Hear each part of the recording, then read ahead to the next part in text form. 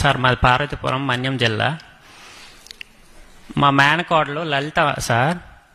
లలిత మా చాలా పేద కుటుంబం సార్. తన గోల్ ఏమో డాక్టర్ సార్. బట్ మేము మనకంత స్తోమత లేదు, మేము చదివించలేమని చెప్తే తను 2 రోజులు మాతో మాట్లాడడం మానేసింది సార్. అల్లికి మొండిది. ప్రభుత్వం తరపున సహాయ సహకారాలు అందించి తన ఫర్దర్ స్టడీకి సహాయ సహకారాలు అందించాలని కోరుతున్నాను సార్. నేను కూడా డిఎస్సి ఆస్పిరెంట్ని sir. Eagerly waiting sir DSC. రాజకీయంగా నేను చేయాల్సినంత చేశాను. ఈరోజే వచ్చేటప్పుడు మాట్లాడా సార్తో, విజయ్ సార్తో మేము మాట్లాడాము. డేట్స్ త్వరలో వస్తుంది, అంటే ఇంకొక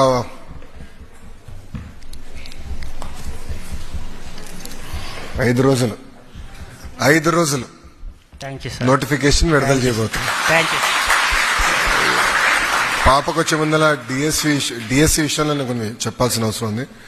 డిఎస్సి యాక్చువల్గా ఒక క్యాలెండర్ పెట్టుకుని నిర్వహించాలని నిర్ణయం తీసుకున్నాం. దాంట్లో భాగంగా టెట్ ఎగ్జామ్స్ కూడా నిర్వహించాం. అదైన తర్వాత ఏబీసీ క్లాసిఫికేషన్ వర్గీకరణ విషయం కోర్టులో వచ్చిన తర్వాత అది ప్రక్రియ పూర్తయిందా చేయాలని ఒక నిర్ణయం తీసుకుంటాం జరిగింది. దానివల్ల డిలే అయింది తప్ప ప్రభుత్వానికి డిఎస్సి నిర్వహించాలని చిత్తశుద్ధి ఉంది. 5 రోజుల్లో నోటిఫికేషన్ ఇచ్చే బాధ్యత మన ప్రభుత్వం తీసుకుంటుంది. ఈ రోజు రిపోర్ట్ కూడా ఎస్సీ కమిషన్ నుంచి తిరిగి వచ్చింది. ఈరోజు కేబినెట్ ఆమోదం తెలిపింది. ఈ 2 రోజులు ఆర్డినెన్స్ ఇచ్చి మేము ముందలు తీసుకెళ్తాం. మీరేమనుకోతే ముందర పాపకు మైక్ ఇస్తాం, మళ్ళీ మీకు ఇస్తాను. పాప భాష ఎక్కడ తల్లి? బైపీసీనా? BiPC sir. మార్క్స్ ఎంత వచ్చినాయమ్మా? 989 out of 1000 సార్. అందరు చప్పట్లు కొట్టండి మరి, సీరియస్ ఉన్నాయి. గుడ్.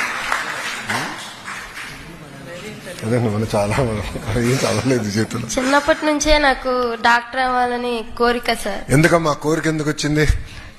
అంటే నాలాంటి పేదవాళ్ళందరూ, నేను ఒక డాక్టర్ని అయ్యి నాలాంటి పేదవాళ్ళందరికీ సేవ చేసి ఉచితంగా వైద్యాన్ని అందించాలని కోరిక సార్ చిన్నప్పటి. సో ఇప్పుడు నీట్ కోచింగ్ అందజేయాలి, నీట్ కోచింగ్ కి సపోర్ట్ చేయాలి, అంతే కదా? సపోర్ట్ చేయాలి. 100% మిమ్మల్ని సపోర్ట్ చేసే బాధ్యత మేము తీసుకుంటాం. ఇక్కడ ఇంకా కొంతమంది ఉన్నారు నీట్ ఆస్పిరెంట్. సో మీ మధ్యలోనే మంచి పోటీ ఉంటుంది అనుకుంటా. ఇప్పుడు మిమ్మల్ని అందరూ ఒక స్పెషల్ బ్యాచ్ తయారు చేయొచ్చు నీట్ కోచింగ్ కి. విల్ డెఫినెట్లీ డూ దట్ అమ్మా. ఎందుకంటే సపోర్ట్ చేసే బాధ్యత మేము తీసుకుంటాం. మీ అందరం కూడా ఒకసారి మిగతా ఐఎస్ఎల్తో అదేవిధంగా రాజకీయ నాయకులతో మేము మాట్లాడి ఒక మాటలు చెప్పాలంటే P4 కింద బాబు గారు కూడా, గౌరవ ముఖ్యమంత్రి చంద్రబాబు నాయుడు గారు కోరేది కేవలం డబ్బులు ఇస్తాం కాదు, సమాజం మాకు చాలా చేసింది, మేము ఇప్పుడు సమాజానికి చేయాలి. సో ఆ కుటుంబాన్ని, వ్యక్తుల్ని నర్చర్ చేయాలి, వాళ్ళ ఆస్పిరేషన్స్ అర్థం చేసుకోవాలి, వాళ్ళని గైడ్ చేయాలనేదే ఈ P4 విధానం. అది బాబు గారు ఈరోజు కూడా కేబినెట్ మీటింగ్ లో మమ్మల్ని అందరినీ వాయించారు. అభివృద్ధి కార్యక్రమాలు ఎటుగా జరుగుతాయి, పెట్టుబడులు వస్తాయి, కానీ అన్ని అనుసంధానం చేసి శాశ్వతంగా పేదరికం నుంచి బయటికి రావాలంటే అది ఏం చేయాలి? గైడెన్స్ కావాలి. అది చాలా కీలకమైంది. ఇప్పుడు మా ఫ్యామిలీలో స్టాన్ఫర్డ్ ఎంబీఏకి వెళ్ళి మొదటి వ్యక్తిని నేను. నా తర్వాత నాకు అర్థమైంది, ఓహో ఇది ఎట్లా క్రాక్ చేయాలి, స్టాన్ఫర్డ్కి ఎట్లా అప్లై చేస్తే వర్కౌట్ అవుతుంది నాకు అర్థమైంది. నాకు ఎక్స్పోజర్ వచ్చింది. బ్రహ్మని వెళ్ళింది, దాని తర్వాత భరత్ వెళ్ళాడు. సో అదేంటంటే ఎక్స్పోజర్. సో నాకు కూడా ఇప్పుడు 10 మంది వచ్చాను, నేను అప్లై చేయాలనుకుంటున్నాను, వాళ్ళు గైడ్ చేయగలుగుతున్నా. అది P4 విధానం. సో సపోర్ట్ చేసే బాధ్యత మేము తీసుకుంటాం. Thank you.